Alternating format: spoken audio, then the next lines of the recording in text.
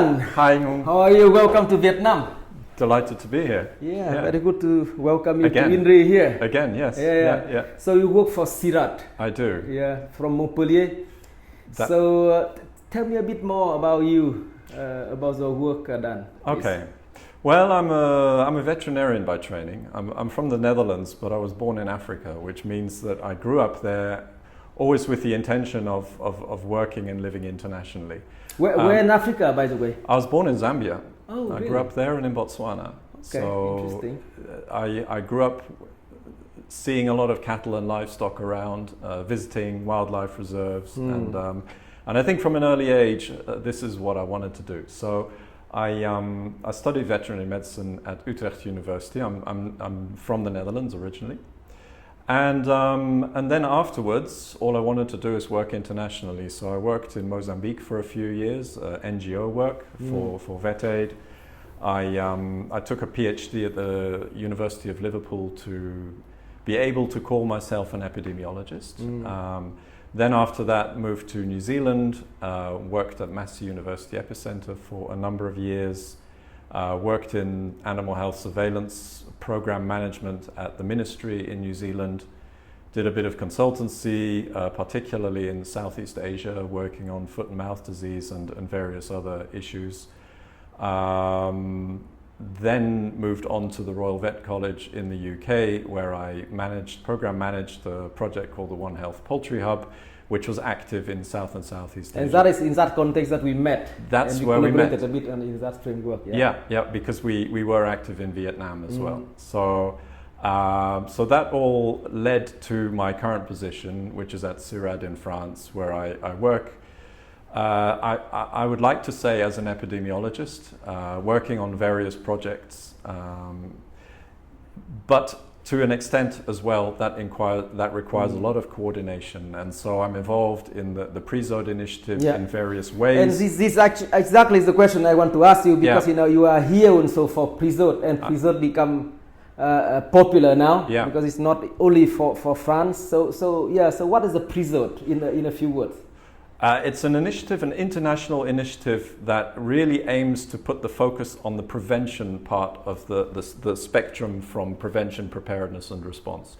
So we're really trying to shift to that to the prevention side, simply because a lot of research that we've done shows that it is far more cost effective to invest in prevention rather than to have to respond after the fact, and an emerging disease has blown up. It's caused an epidemic or pandemic spread and caused huge social and economic damage. So the theory is simple: we invest in prevention, and so the initiative was established 5 years ago in France, and has grown really quickly since then. So we've currently got a membership of over 230 organization members. 30 countries have signed up, so ministries have become members. And Vietnam is one of the member countries. Indeed, and we have active members in over 80 countries worldwide. So it's something that's taken off very quickly. There's two main areas to the work we do. One, obviously, is advocacy, and so in the name of PREZODE, we've been involved and working with various high-level advocacy initiatives, including contributing to the pandemic agreement, various other activities such as that.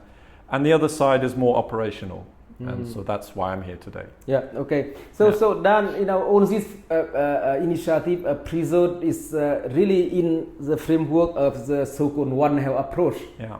And people have so many understanding about this approach and concept. Yeah. Can you tell from your perspective what is the One Health approach for you? I like to keep it simple because my mind works in a simple way. But it's simply an understanding that our responses to disease challenges, whether we're humans or animals or in the environment actually, are comparable in a way, and that considering health in one sector, one area in isolation, completely ignores the fact that pathogens shift between species, between populations, persist in the environment, and everything in the way that we interact with the environment, we keep animals, we travel, we have contacts with each other, impacts on patterns of disease spread. And if we want to be effective in tackling disease, particularly of zoonotic origin, so those are diseases that transfer between animal source populations and human populations, if we do that in a way that is really restricted to one system or one compartment, we will never be successful. And so this concept has been around for more than 20 years, as you very well know. Yeah. It's not new at all, but I must say, I think particularly the COVID pandemic has really shifted it to the forefront and created a huge boost to the visibility of this concept, particularly also engaging with public health. Yeah. You see, Dan, I know that you are a vet by background, and of course when we talked about One Health, people very much refer to zoonotic diseases, as you just mentioned. I'm part of the OLAP One Health High Level expert panel, and when the WHO, FAO, UNEP, VOA set up that group, they came up with the so-called revised or updated definition of One Health, and they emphasize very much on the aspect of optimizing and balancing the health of people, animal, and the ecosystems. And it also expanded to a little bit, beyond the zoonotic disease we talked about. People talked about nutrition, air pollution, and so on. So do you think that is a good way to promote One Health approach, or what do you think about that? For me, the one key thing which emerged from the revised definition, it's also 4 or 5 years old already, I think. Yeah, but that's now become the de facto gold standard, and we're very, very happy when it emerged. And for me, the one area there which added value, was really something that was critical that had been overlooked before, is the fact that One Health was recognized as being a key part of our societal approach, really. So it's a part of our societies, and so the communication, the collaboration, the understanding of how One Health impacts on societies, regardless of what actors or stakeholders we are.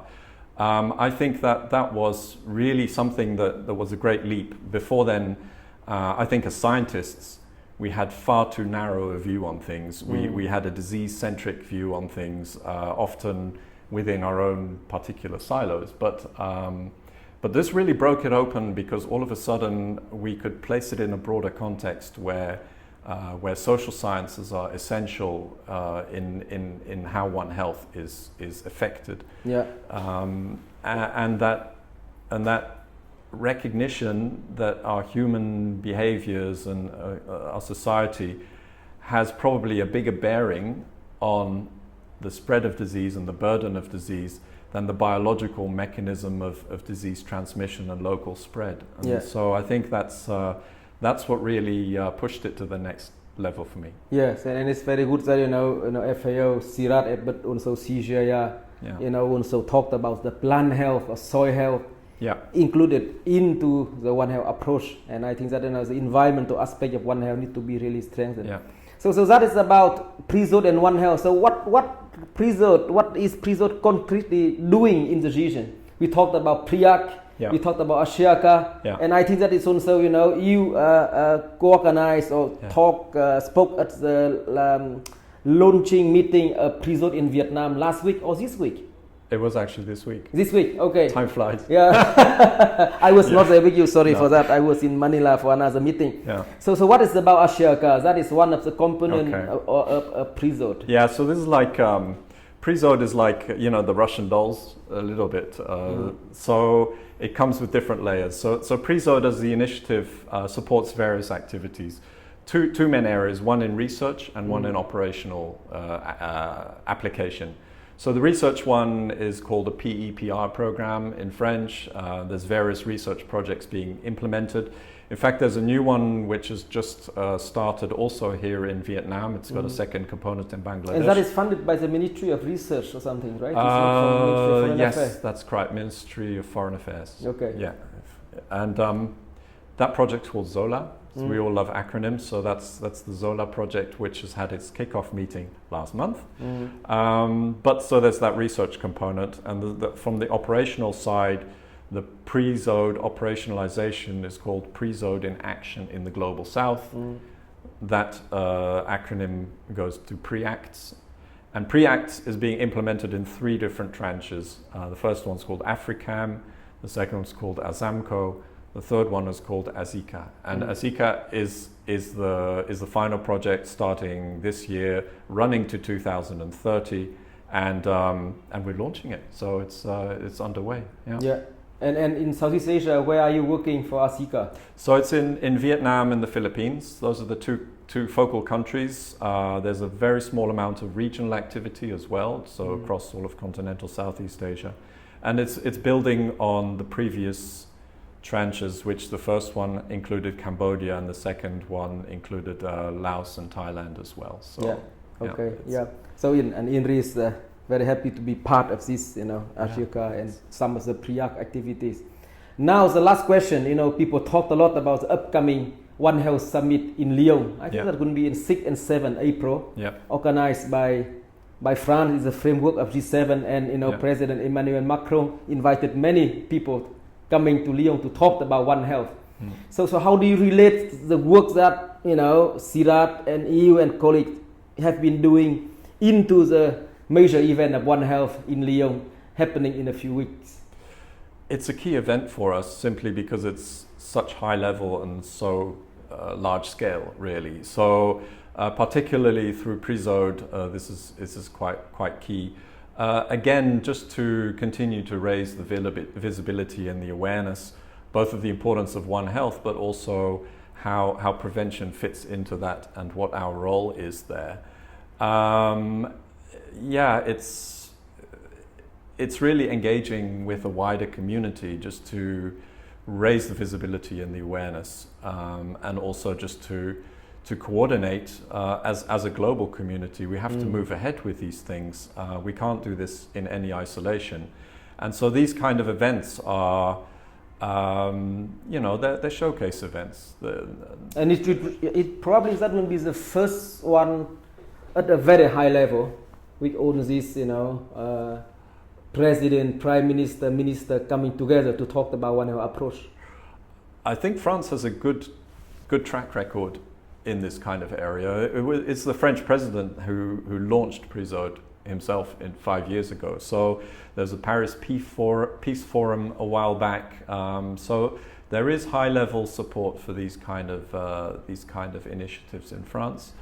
I'm not closely involved with the organization of the One Health Summit, so I can't really talk much detail about the program and everything else that you're going to be there, right? Yeah, I will be there with my DG, and we have been involved in setting up a little bit of the program. Yeah.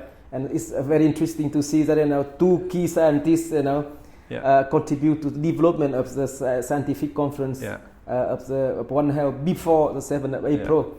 Coming from CIRAD, Thierry Lefrançois, but I think that Eric also was in CIRAD before. So I will come and we try to make the case that One Health in the global south need more investment and commitment from the government. What do you think about that? Well, I work in France, you work here, so I should ask you that question. I think we're working in an increasingly challenging time in terms of resource availability. That's speaking as someone who is at the coalface, so to speak, of coordinating and trying to fund these kind of projects. And so it's becoming harder and harder, and there's more competition for funding to do that. Resources are always constrained, but it does seem to be particularly tough at the moment. But the need is there, and I think that's the importance of this kind of summit. Yeah. So Dan, even you have not really involved very much in organizing this One Health Summit. If you have a 60-second meeting with Emmanuel Macron, what would be the key message you will talk with him in Lyon in a few weeks? You're closing with a tough one. Well, again, it comes down to the very reason why PREZODE was established. We know the next pandemic is coming. As epidemiologists, this is the message. We're like beating the same drum constantly. The next pandemic is coming. The next pandemic is coming. It's a question of time. And when it does, then it has a societal impact which is absolutely huge. And everything we've done shows that a small investment in prevention can really have a huge impact in terms of reducing impacts further down the track. So let's be smart. Let's put some money where it's going to count. Okay, the music kick off. I don't know, but thanks a lot for this short discussion, and I like very much the key message you want to talk with Emmanuel Macron. Thank you. It's been a pleasure. Thank you. Yeah, it's been a pleasure.